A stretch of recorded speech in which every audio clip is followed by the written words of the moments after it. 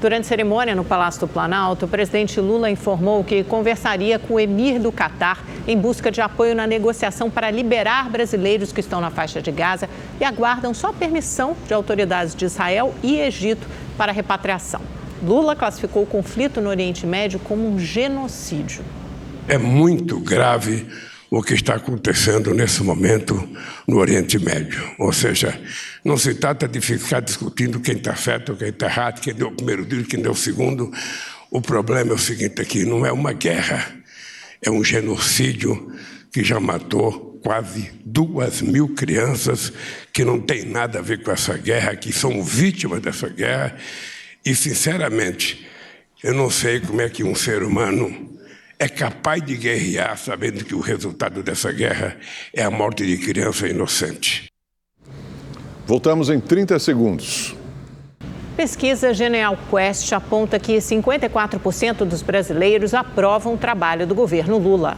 Questionados sobre o trabalho que o presidente Lula vem realizando, 54% dos entrevistados disseram que aprovam, 42% que desaprovam e 4% não souberam ou não responderam. A pesquisa também questionou os entrevistados sobre como eles avaliam o atual governo. 38% classificaram a nova gestão como positiva, 29% como regular e outros 29% como negativa. 4% não responderam ou não souberam responder. O levantamento avaliou a percepção dos brasileiros sobre a situação econômica do país nos últimos 12 meses. Entre os entrevistados, 33% disseram que a economia do país melhorou, 33% acham que ficou do mesmo jeito e 32% que piorou. 2% não responderam ou não souberam responder. A pesquisa ouviu 2.000 pessoas com 16 anos ou mais entre os dias 19 e 22 de outubro. A margem de erro é de 2,2 pontos percentuais para mais ou para menos. O Senado aprovou a ampliação do sistema de cotas. A lei reserva 50% das vagas em universidades e institutos federais para estudantes de escolas públicas. O projeto de lei, que agora aguarda a sanção do presidente Lula, foi aprovado sem alteração em relação ao texto já votado na Câmara dos Deputados. Durante as discussões, 8 emendas parlamentares foram debatidas, mas nenhuma aceita. Em vigor desde 2012, a lei sofreu alterações. Uma delas é a inclusão de quilombolas como cotistas. Agora, os candidatos só entrarão pela reserva de vagas se não forem aprovados na ampla concorrência. Os critérios raciais serão aplicados nas vagas que consideram a renda familiar e também nas vagas gerais. Em relação aos critérios socioeconômicos, a classificação para cotistas passa a considerar estudantes em famílias com renda de até 1 salário mínimo por pessoa e não mais 1 salário mínimo e meio.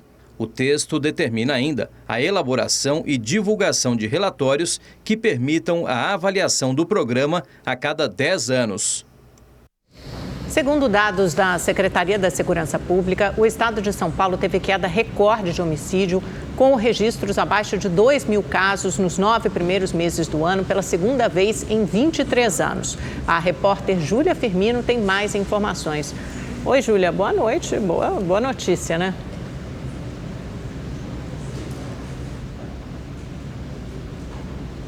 Boa noite, Amanda, Augusto e todos que acompanham aqui o Rede TV News. É isso mesmo, boa notícia.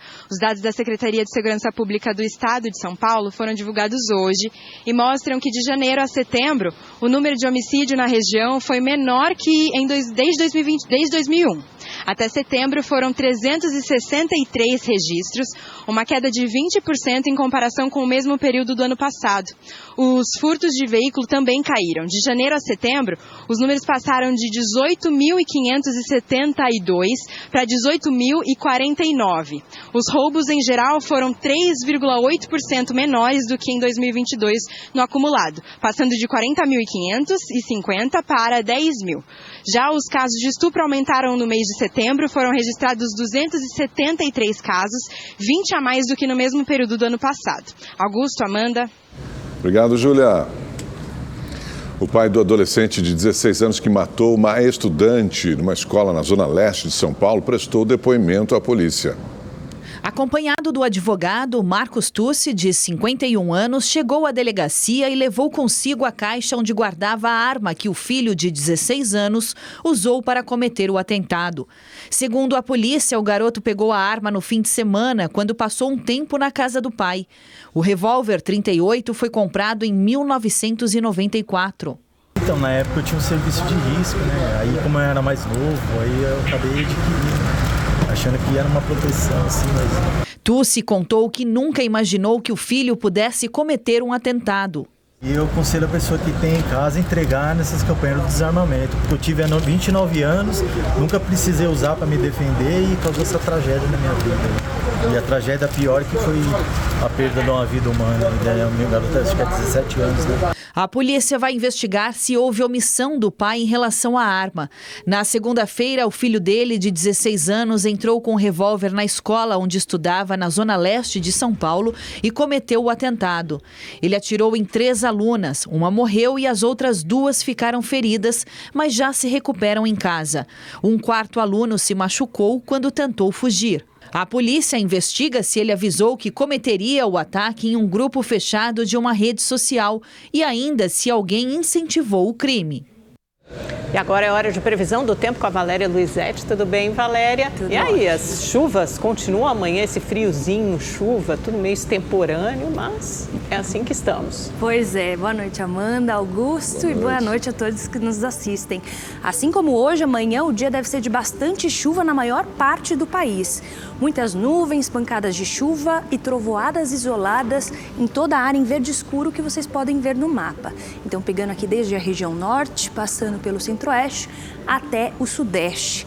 Nessa área aqui que eu estou apontando agora, inclusive, há a possibilidade de tempestades entre hoje e amanhã. Já na região norte, apesar de haver essas pancadas de chuva amanhã, elas ainda não serão suficientes para recuperar essa estiagem dos últimos dias, principalmente na região do Amazonas. Já no Nordeste e nessa região aqui um pouco ao norte e no Rio Grande do Sul, o dia deve ficar nublado, mas firme. Falando um pouco das temperaturas para amanhã, no sul e no sudeste, elas devem cair um pouco se comparado com hoje. Mas no restante do país, as temperaturas se mantêm bastante elevadas. Então, centro-oeste, norte e nordeste, com máximas aí em torno dos 30 graus. Voltando para o sudeste, assim como eu falei, amanhã as temperaturas devem cair um pouco mais e há possibilidade de bastante chuva e inclusive alerta de tempestades em algumas regiões, inclusive aqui de São Paulo.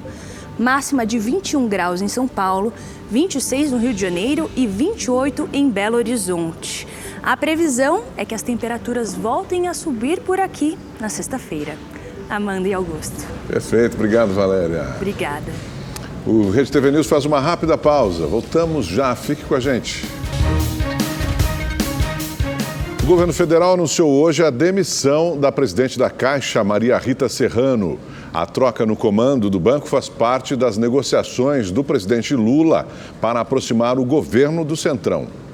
A mudança foi anunciada pelo próprio presidente Lula em reunião no Palácio do Planalto pela manhã. A economista Maria Rita Serrano estava na presidência da Caixa desde janeiro deste ano. Para o lugar dela foi escolhido o economista Carlos Vieira Fernandes, que também é funcionário de carreira da instituição e foi presidente do FUNCEF, Fundo de Pensão dos Funcionários da Caixa. A troca já era esperada e faz parte das negociações do governo para garantir o apoio de partidos do chamado Centrão. A expectativa é de que as vice-presidências da Caixa sejam divididas entre os indicados do PSD, Republicanos, União Brasil e PP, partido do presidente da Câmara, deputado Arthur Lira. Na semana passada, um episódio envolvendo a Caixa causou um novo mal-estar entre Lira e o governo. Uma exposição realizada no Centro Cultural da instituição contava com uma obra que usava a imagem de Arthur Lira dentro de uma lata de lixo pintada com as cores da bandeira do Brasil. Na última segunda-feira, a exposição foi cancelada. E agora é hora de conversar com o nosso comentarista de política, Kennedy Alencar.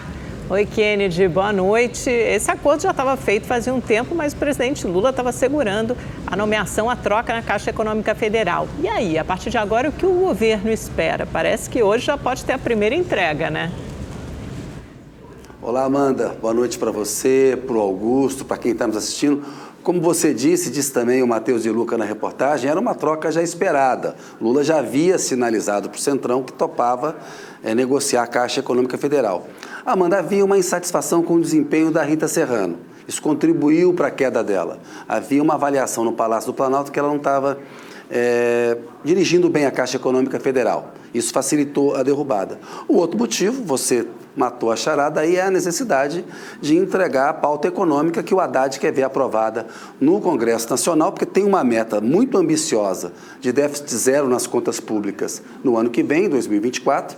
A gente sabe que vai ser muito, muito difícil atingir, mas o governo precisa ter o apoio do Centrão, dos partidos conservadores para aprovar essa agenda econômica. Eu acrescentaria ainda, Amanda, o Lula, ao agir assim, ele isola o bolsonarismo, ele vai abocanhando os setores mais conservadores, vai ampliando a base de apoio dele, vai entrar depois no segundo ano de governo. Isso também já significa aí articulações que podem ser sedimentadas para a sucessão em 2026, seja o Lula candidato à reeleição, seja ele apoiando um outro nome do campo político dele, que hoje seria o Fernando Haddad. Então, esse pacote aí de 3 coisas: o desempenho da Rita Serrano, a governabilidade para a pauta econômica e isolar a extrema-direita e o bolsonarismo no Congresso Nacional. Amanda e Augusto.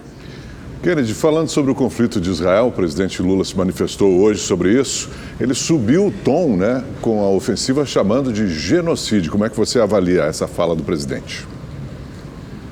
Olha, Augusto, deu arrepios lá no Itamaraty, porque o Lula subiu o tom, está muito contrariado com a resistência de Israel e também do Egito a permitir a saída dos brasileiros que estão em Gaza. Eles estão lá na fronteira sul de Gaza com o norte do Egito, estão aguardando a possibilidade de saída, e o Egito condiciona a entrada de refugiados, de brasileiros, sejam estrangeiros ou palestinos, a uma ajuda humanitária robusta. O Egito teme que abrir ali a fronteira para a entrada de palestinos e de estrangeiros para o Egito, ele tem ali um êxodo de pessoas muito grande, haja uma limpeza étnica em Gaza, e os Estados Unidos e a comunidade internacional podem virar as costas e deixar o Egito com o problema. Já da parte de Israel, Israel tem insistido no bombardeio de saturação, mais de 7 mil alvos numa área muito pequena, enquanto o Hamas não libertar os reféns. Então o Lula subiu o tom para fazer uma pressão tanto sobre Israel quanto sobre o Egito. Porque o que está acontecendo lá é um genocídio. São mais de 2.700 crianças mortas, ou seja, a resposta de Israel é totalmente desproporcional ao que aconteceu. Ali já ultrapassou o ambiente de crise humanitária, É um massacre, é uma limpeza étnica, é genocídio. Eu acho que o Lula acertou no tom, mais uma vez, se antecipando aos movimentos da diplomacia. Augusto e Amanda. Obrigada, Kennedy. Boa noite. O ministro da Justiça e Segurança Pública, Flávio Dino, esteve na Comissão de Fiscalização Financeira e Controle da Câmara dos Deputados. O ministro não era obrigado a comparecer, mas atendeu ao convite dos deputados. A ida à Câmara ocorre depois que Dino faltou 2 vezes a audiências na Comissão de Segurança Pública, controlada pela oposição. Por ter sido convocado, o ministro tinha a obrigação de comparecer, mas justificou a ausência ao presidente da Câmara. Alegou falta de segurança. Essa é a 8ª vez que eu venho no Congresso Nacional, neste ano. Diga outro ministro que veio mais do que eu. O senhor sabe quantos requerimentos tem para eu vir aqui? 102 requerimentos. O ministro Flávio Dino tratou basicamente de 3 temas: o orçamento para 2024 em ações preventivas de criminalidade, uma suposta interferência na Polícia Federal e as imagens de câmeras de segurança no Ministério da Justiça no dia 8 de janeiro. Dino reafirmou que o governo entregou todas as imagens das câmeras em funcionamento. As câmeras do Ministério estavam funcionando, foram entregues à CPI. As externas, claro. O prédio do Ministério da Justiça não foi invadido. Algumas câmeras têm acionamento por presença e outras não foram tidas pelo delegado da Polícia Federal e pelo ministro relator como relevantes para a investigação.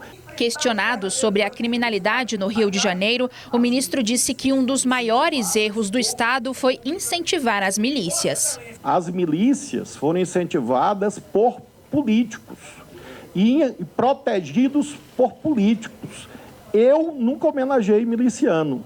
Eu não sou amigo de miliciano, não sou vizinho de miliciano, não empreguei no meu gabinete filho de miliciano, esposa de miliciano e, portanto, não tenho nenhuma relação com o crime organizado no Rio de Janeiro. Flávio Dino comentou que tem falado diariamente com o governador do Rio de Janeiro, Cláudio Castro, e com o prefeito Eduardo Paes, que veio a Brasília participar de um evento da Frente Nacional de Prefeitos. Paes comentou que apoia a presença das Forças Armadas em portos e aeroportos, mas entende que essa medida não é suficiente. Eu não defendo intervenção, não acho que tem que ter isso, mas eu acho que a gente precisa das forças federais, principalmente a Polícia Federal, assumindo o papel de protagonismo na política de segurança pública do Rio de Janeiro. O governador Cláudio Castro se reuniu com o presidente do Senado, Rodrigo Pacheco. Ele levou propostas para o Legislativo que podem diminuir a criminalidade no Estado. Que se crie uma comissão mista, Câmara e Senado, para que a tramitação de propostas, para a gente poder endurecer essas penas, seja rápido. O presidente Pacheco falou em acelerar a tramitação do novo Código Penal, mas ainda assim entendeu que a urgência de endurecimento dessas legislações, para que a gente possa estar fazendo o verdadeiro combate, ele é urgente. E o governador do Rio, Cláudio Castro, se encontrou com outras autoridades em Brasília em busca de alternativas para enfrentar essa crise na segurança pública do Estado. Vamos a Brasília, então, conversar agora ao vivo com a repórter Maria Ferreira, que traz todas as informações para a gente. Boa noite para você, Maria. Com quem mais o governador do Rio conversou? Boa noite, Augusto. Boa noite para Amanda e a todos que nos acompanham. Olha, o dia para Cláudio Castro foi bem cheio, viu? Ele se reuniu com o presidente do Senado e do Congresso Nacional, Rodrigo Pacheco, também com o ministro de Relações Institucionais, Alexandre Padilha, e com o ministro da Defesa, José Múcio. A Rodrigo Pacheco, o governador Cláudio Castro entregou um pacote com 5 propostas para ajudar a combater o crime organizado no Estado. A maior parte dessas propostas sugerem, então, o fim da progressão de pena para aqueles criminosos que foram presos com armas de guerra, para os criminosos envolvidos com lavagem de dinheiro de tráfico e da milícia e aqueles que obrigam a população a comprar serviços como de água, luz, internet e também de TV a cabo. Há ainda a sugestão de criar uma tarifa social para esses serviços, para que a população não seja obrigada, então, a pagar, a contratar esses serviços da milícia e do tráfico. E o governador sugeriu ainda a criação de gabinetes regionais contra a lavagem de dinheiro. Eu volto com vocês. Muito obrigada, Maria. Boa noite. Aos poucos, os moradores da Zona Oeste do Rio de Janeiro voltam à rotina após os ataques de milicianos. Representantes dos motoristas relatam medo dos funcionários que atuam na região. A estação do BRT queimada é uma das lembranças dos momentos de horror que os moradores de Santa Cruz, na Zona Oeste, presenciaram na segunda-feira. Apesar do medo, comerciantes e moradores retomaram a rotina. As lojas e o transporte público estão funcionando normalmente. Está voltando ao normal, mas ainda há uma preocupação, né? A gente fica meio sem saber o que pode acontecer de repente. Hoje está tranquilo. Na segunda-feira, bandidos incendiaram 35 ônibus, um trem, carros e caminhões. Os ataques deixaram uma pessoa ferida. O motorista de um dos coletivos sofreu queimadura de 3º grau e está internado. Segundo o Sindicato das Empresas de Ônibus do Rio, a insegurança tem resultado no afastamento dos profissionais. Nossos motoristas, volta e meia, são intimidados por pessoal do transporte clandestino e pelas forças de segurança deles. Fica difícil do pessoal voltar a trabalhar com tranquilidade.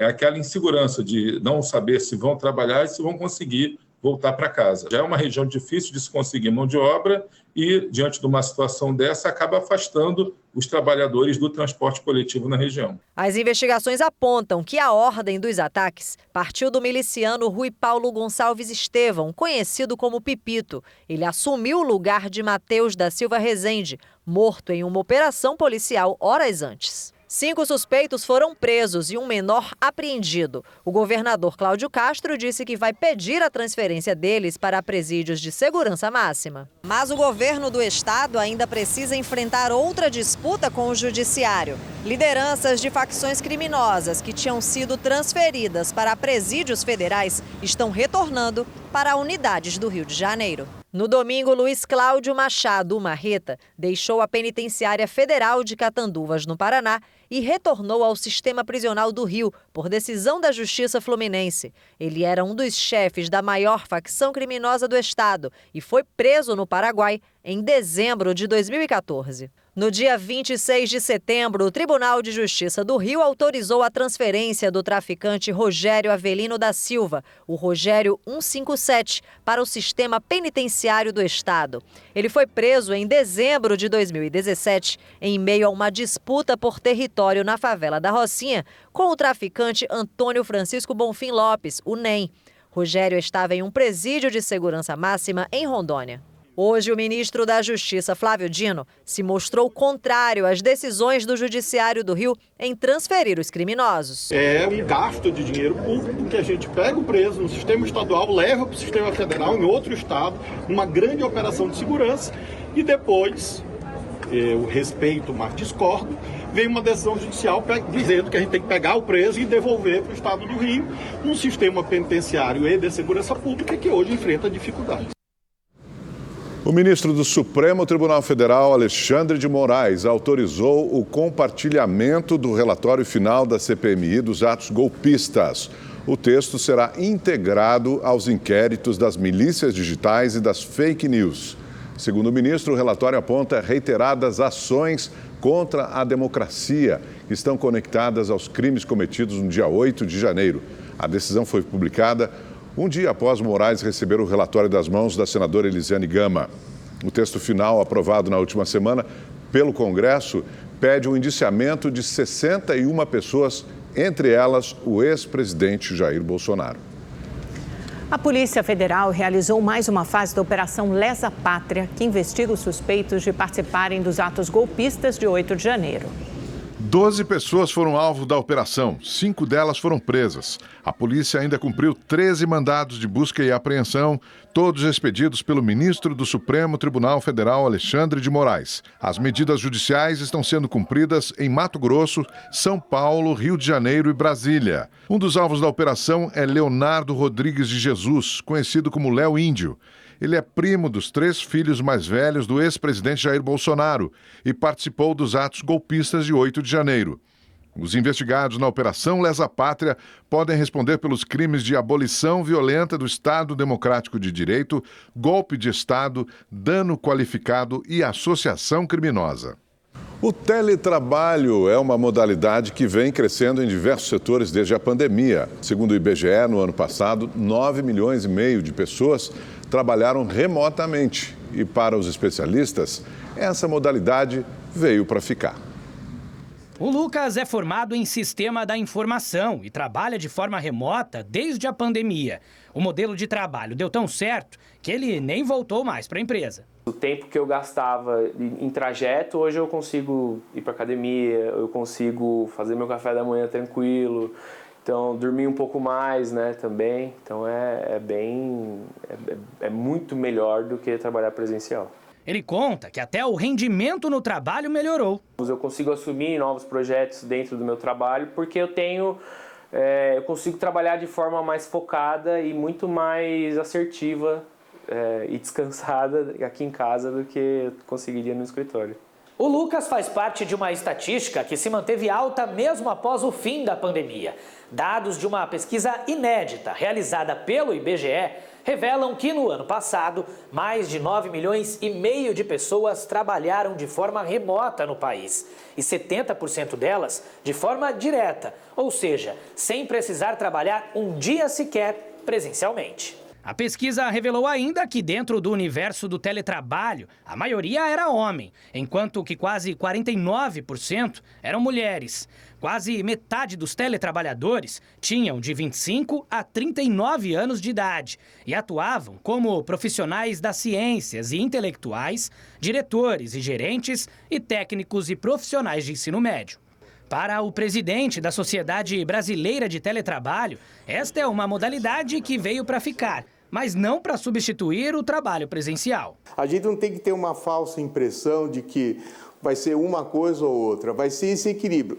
Quem estava 100% em home office, talvez vai negociar um pouco e vai ter um híbrido 2 vezes por semana. Outros que já estão, talvez, no formato híbrido, pode ser que também venham a negociar um pouco mais dias, menos dias. Segundo ele, essa tendência do modelo híbrido deve ganhar cada vez mais espaço com as novas gerações. Se você quer hoje, empregador, reter talentos, por favor, continue negociando a questão dessa modalidade de trabalho. O híbrido talvez seja a solução para todos. Rede TV News volta já.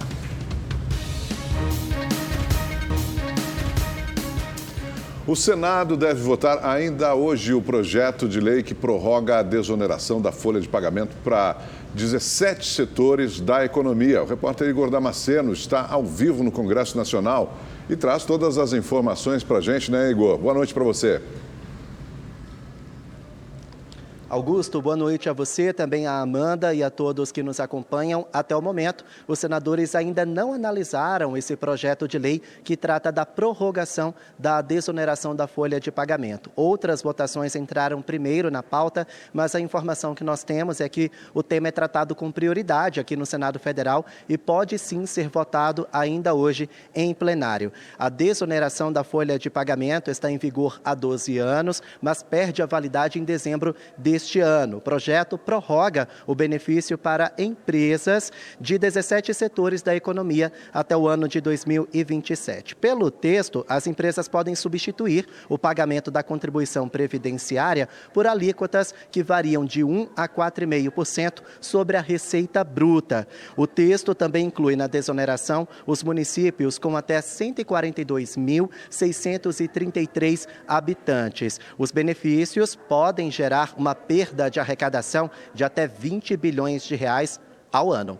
Augusto, Amanda. Agora, Igor, essa votação já é dada como praticamente certa no Senado. Eu estou muito curiosa para saber o que está acontecendo na Câmara dos Deputados, que está discutindo, vai começar a votar já, né, o PL das offshores e dos fundos exclusivos, que são aqueles fundos dos super ricos. Isso aumenta muito a arrecadação para o governo federal, ou seja, é um projeto prioritário para o governo. Como é que está esse debate?